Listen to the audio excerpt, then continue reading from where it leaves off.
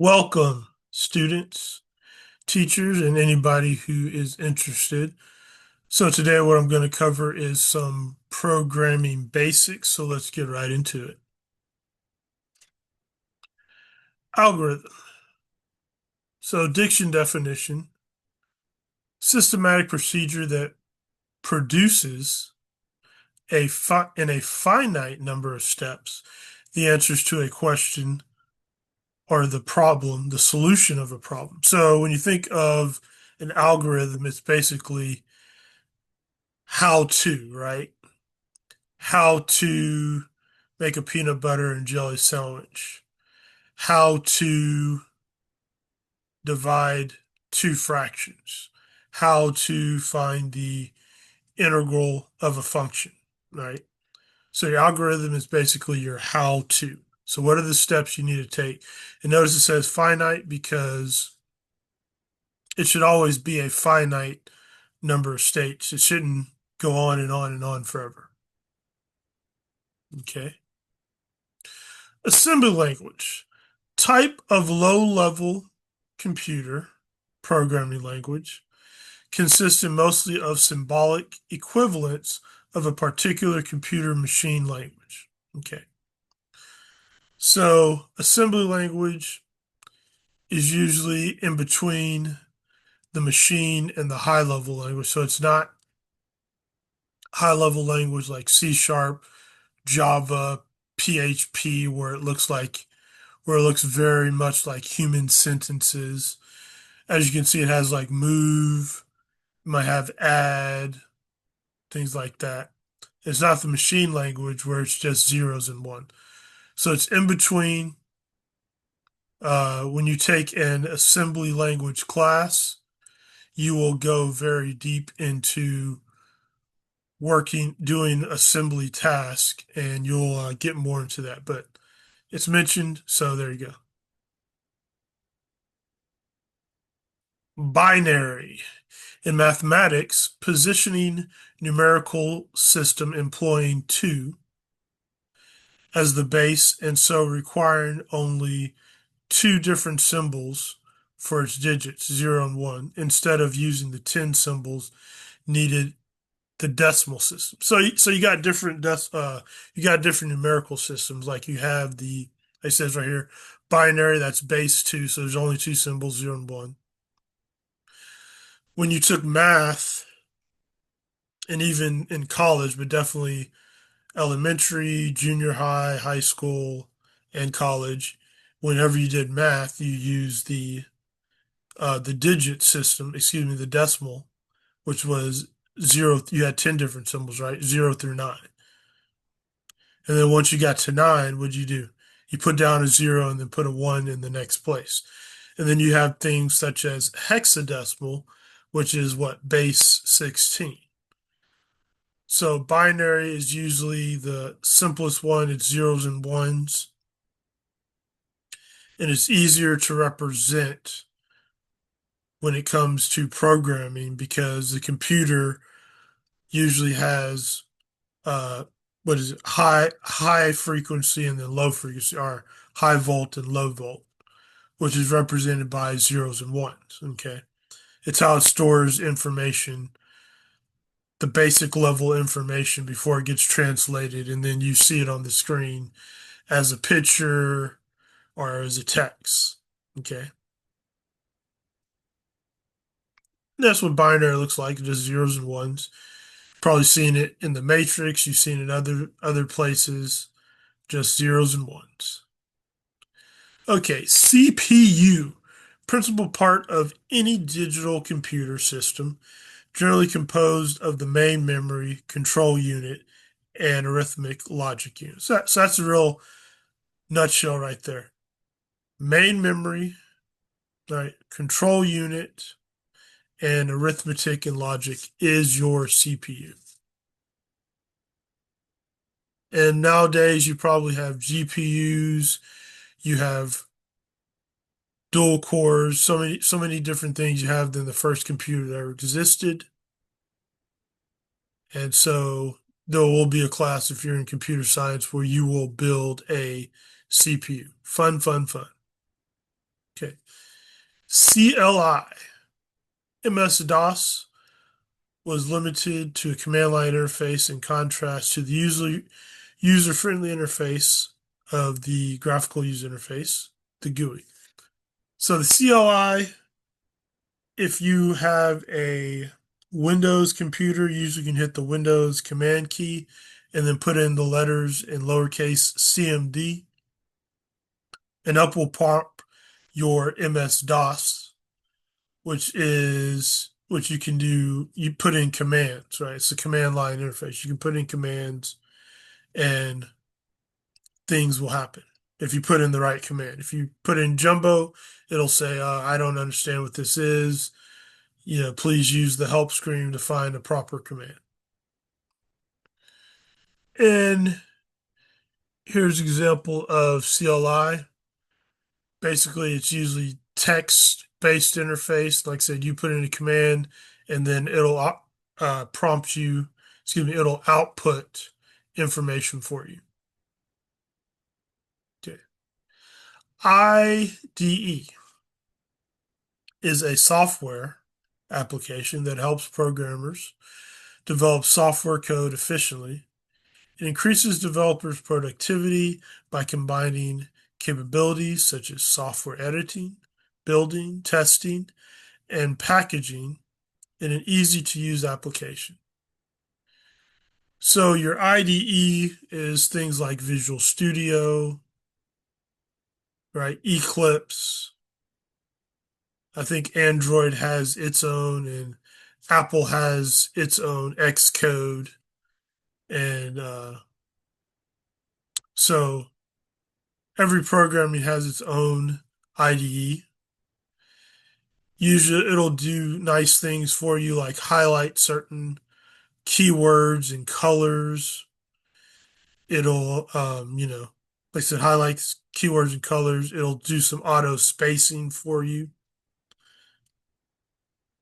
And this is usually what you'll be programming in. Now, literally you can program in anything. You can write program in a text file, right? And then save it and then run it on that CLI. But this makes it much nicer and easier to see what's going on, to look at your code, have the pretty colors, and all that wonderful stuff. Okay, pseudocode. Pseudocode is a description of the steps in an algorithm, usually a mix of conventions of programming languages like assignment operators, conditional operators, loops, with informal, usually self-explanatory notation of an action, and conditions. So usually in pseudocode, you will spell things out. Like if you have an if statement, you'll say, okay, what is the if statement doing in more human-like terms? You probably will use spacing as if you were writing code, but the code won't be complete. So you'll probably say, okay, here's where an if goes, and this is its condition. Here's where a while loop goes, and that would be its condition. Here's where a switch statement goes, and then here's its conditions. And then when you're writing, rather than say if x equals 0, you might just say whatever x was supposed to be, grade greater than 0, grade greater than 90, assign, output A. So pseudocode helps because most people don't have the entire syntax always memorized. So rather than memorizing your syntax, you might write in pseudocode, and then you're going to come back later and then write it in the correct code. So pseudocode is great because it is programming language independent, right? It's not necessarily written in Java or C Sharp or any other programming language, C++, PHP. So you can usually take it. So it's one of those tools that you can take and then apply to any language that you need it to.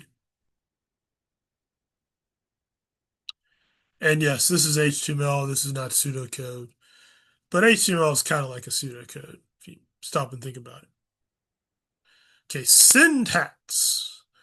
The arrangement of words in sentences, classes, and phrases, and the study of formation of sentences, and the relationship of their components and parts. Okay.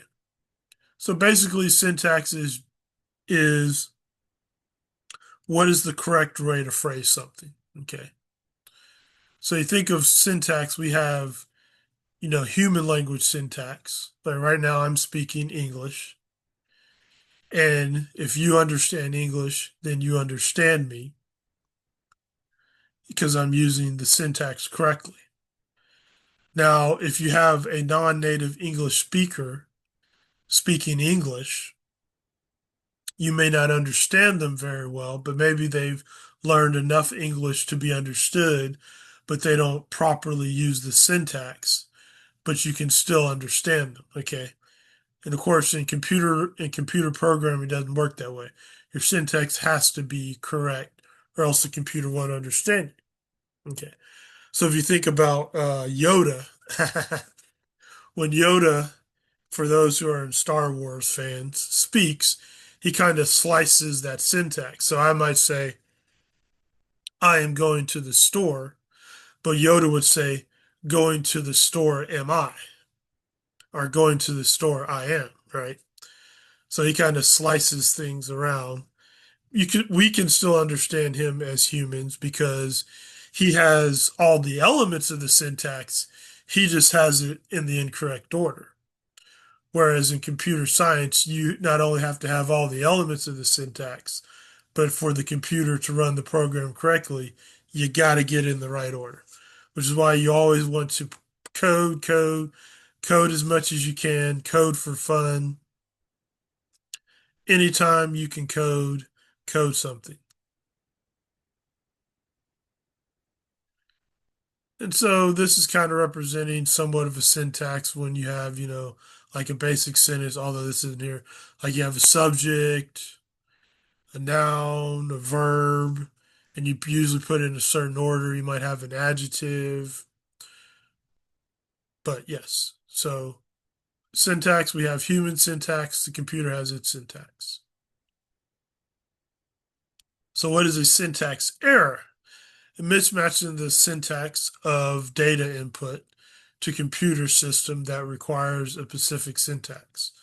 So I kind of just said what a syntax error was in the previous slide, which is when you don't put something in the right order or you have something you thought it was a part of the language and it really isn't.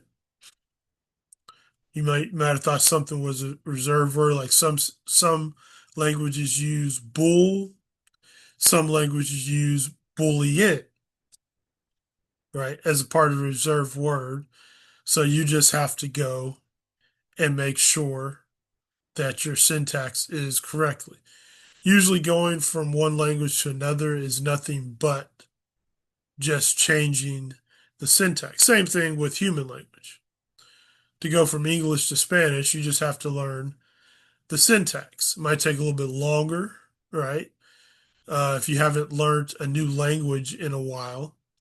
Whereas if you did take some different languages when you were in junior high or high school, you might be easier. It might be easier for you, right, to learn a new language. So maybe English was your first language, and then you learned Spanish, and so it's easier because you learned Spanish, easier to go to French. So some of you, your first language might have been C++ or Java or JavaScript. Okay. So because you learned those languages, you can go to a new language a little bit easier than a person who's never learned a computer language altogether. Logical error. So we just talked about syntax error, which was error in the syntax. Logical error, bug in the programming language that's caused to operate incorrectly, but not terminate or kill the program or end it abnormally.